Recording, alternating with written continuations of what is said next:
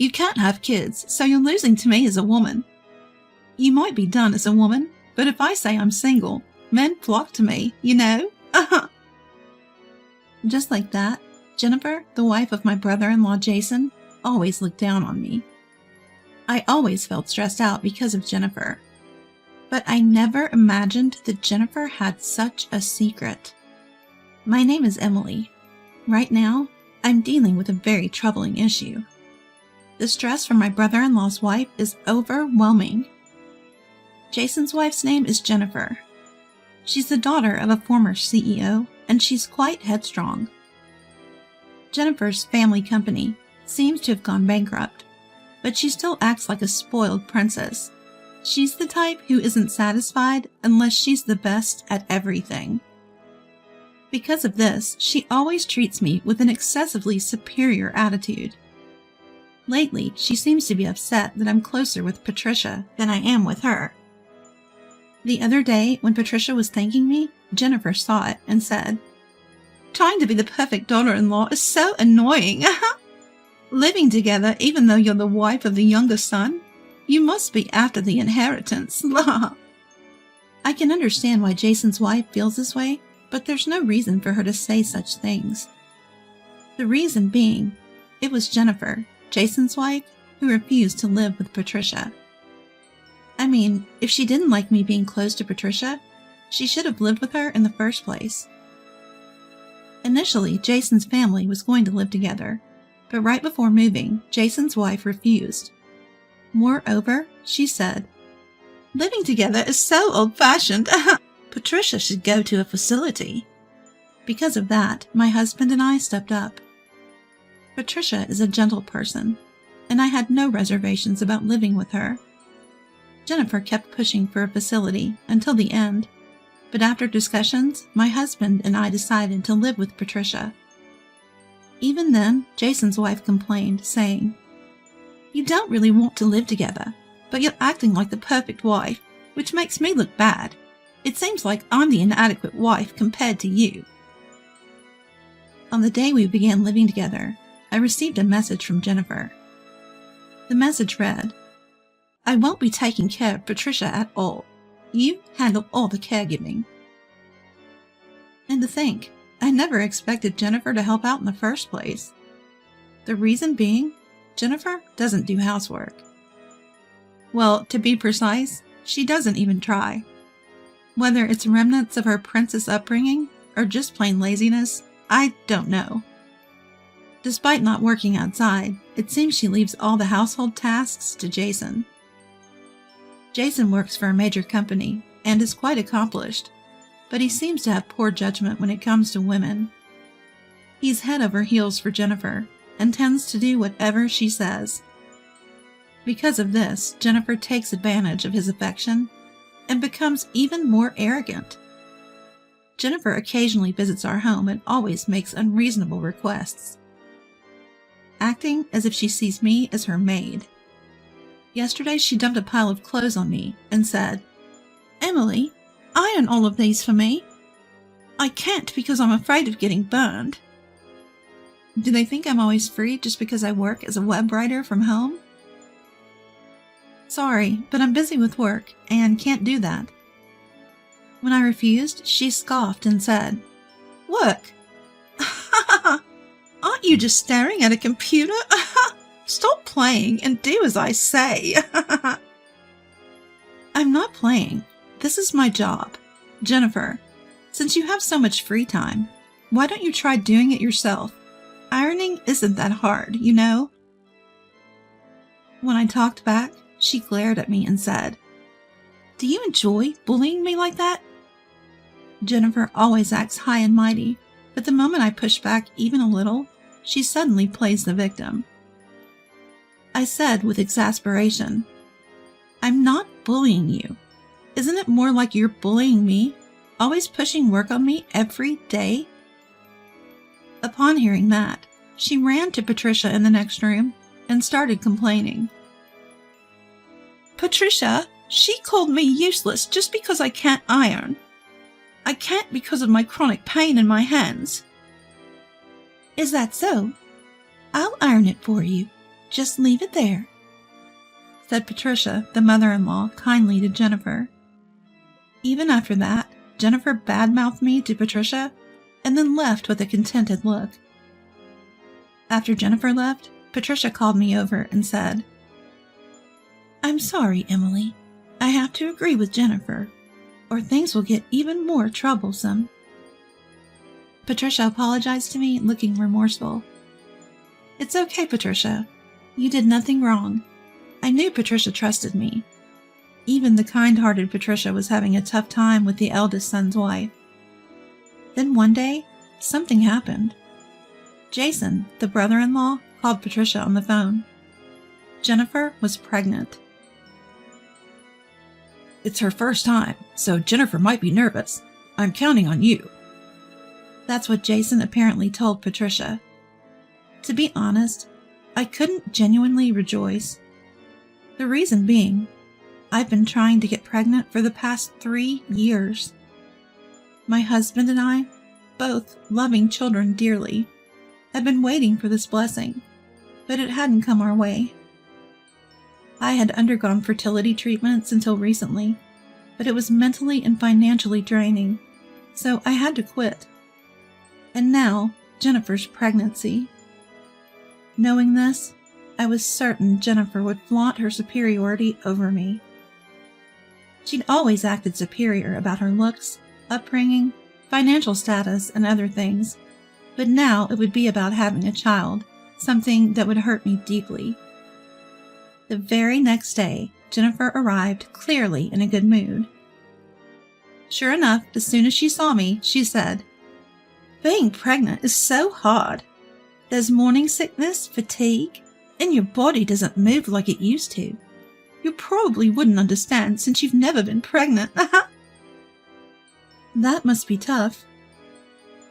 Holding back the surge of negative emotions, I replied. She then stretched out her leg to me and said, "Yeah, it is. Oh, my legs feel so swollen. Emily, can you give me a massage?"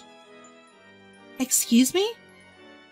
Jennifer, seeing my confusion, pressed on, saying, "Poor circulation is bad for the baby. You'll massage them for me, right?" It almost sounded like a threat. With no choice, I began massaging Jennifer's feet. While I massaged, she boasted, "The real happiness for a woman is having a child. A life without kids is just like trash. Emily, you should have kids soon. If you wait too long, you'll miss out on being a real woman." By the time Jennifer left, my heart was torn apart, and I genuinely wished to never see Jennifer again. But she continued to come over, claiming, "I'm pregnant, so I deserve to be spoiled." And she became even more demanding. Dealing with Jennifer like this, I felt immense stress and even developed alopecia areata. Eventually, as her pregnancy progressed, Jennifer safely gave birth to twin girls via a cesarean section. The names of the children are Rebecca and Nancy.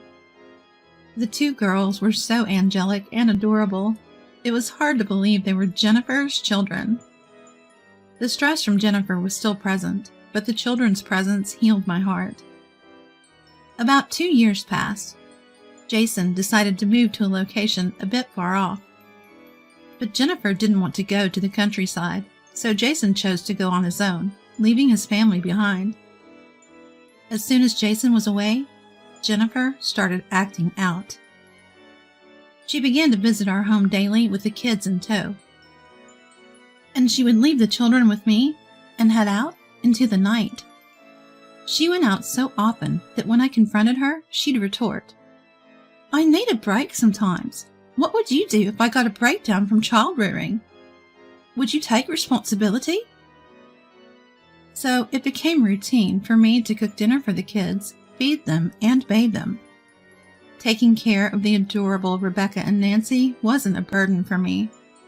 In fact, not having children of my own, I cherished the motherly feeling.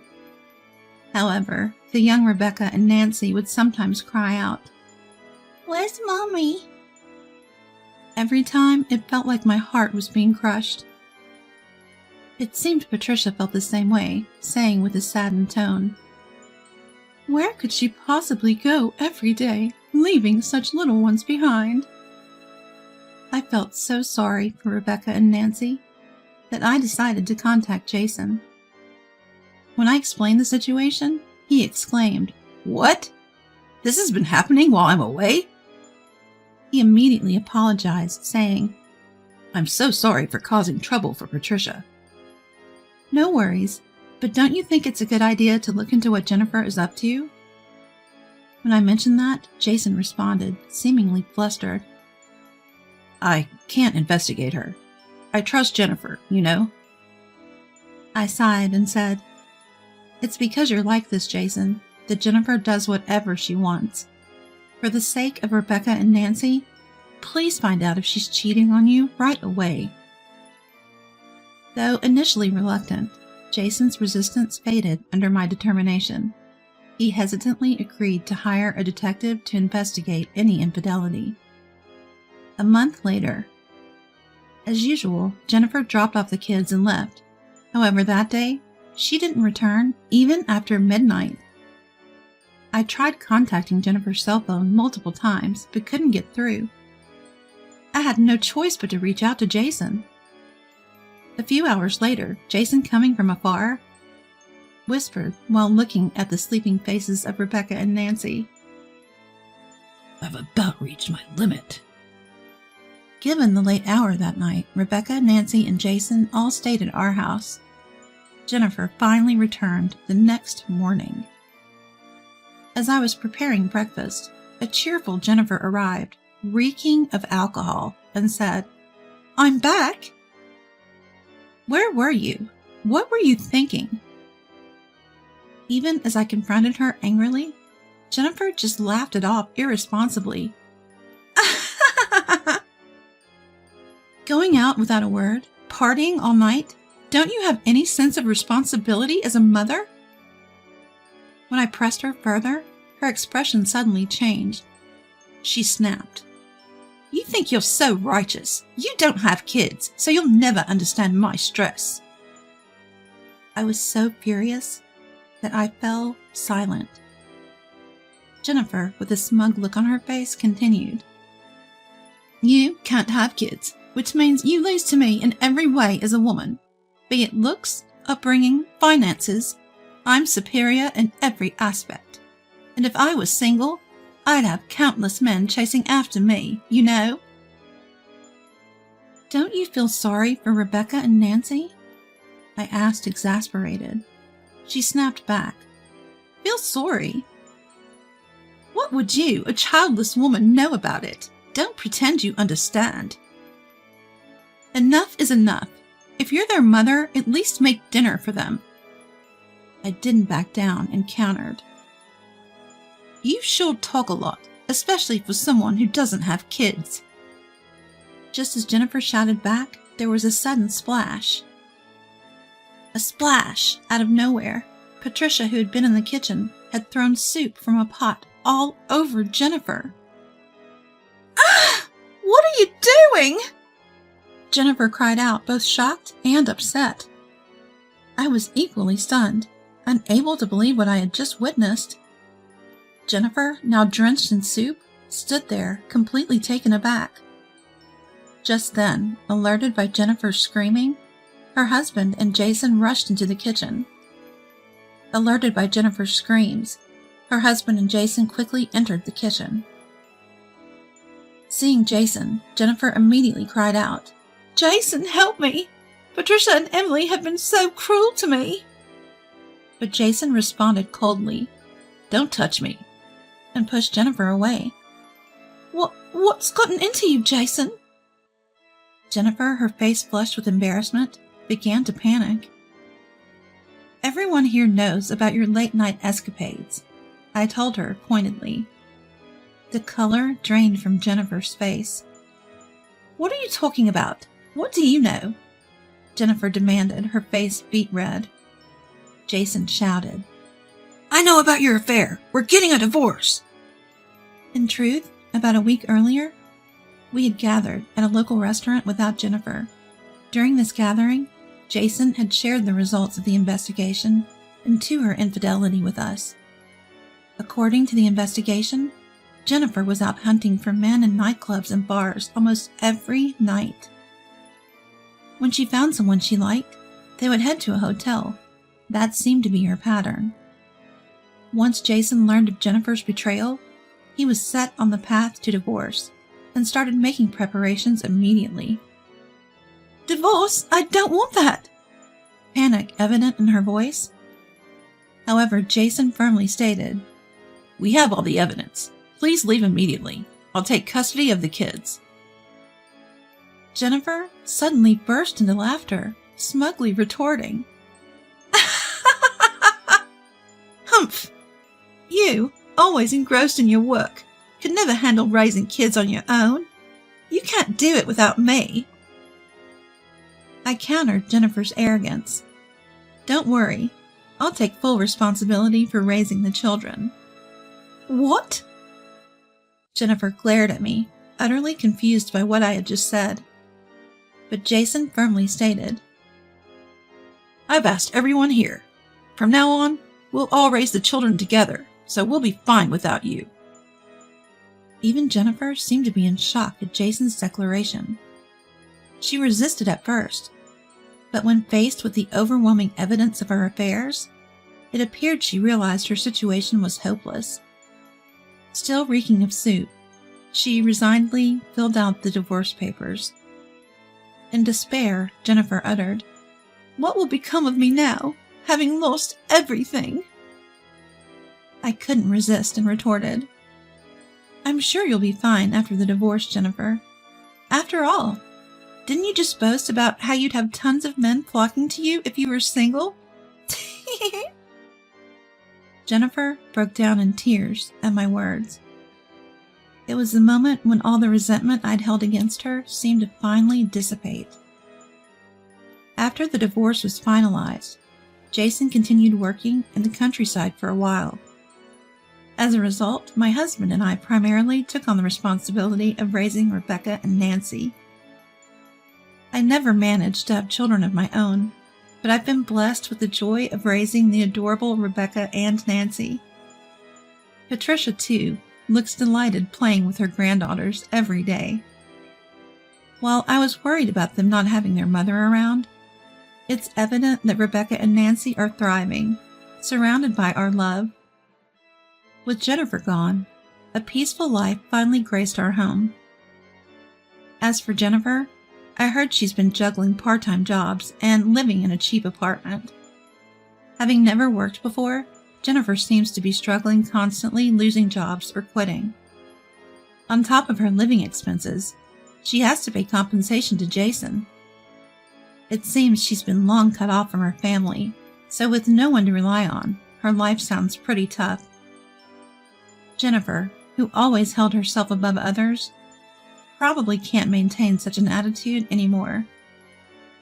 I genuinely hope this turn of events encourages her to change and live a more humble life.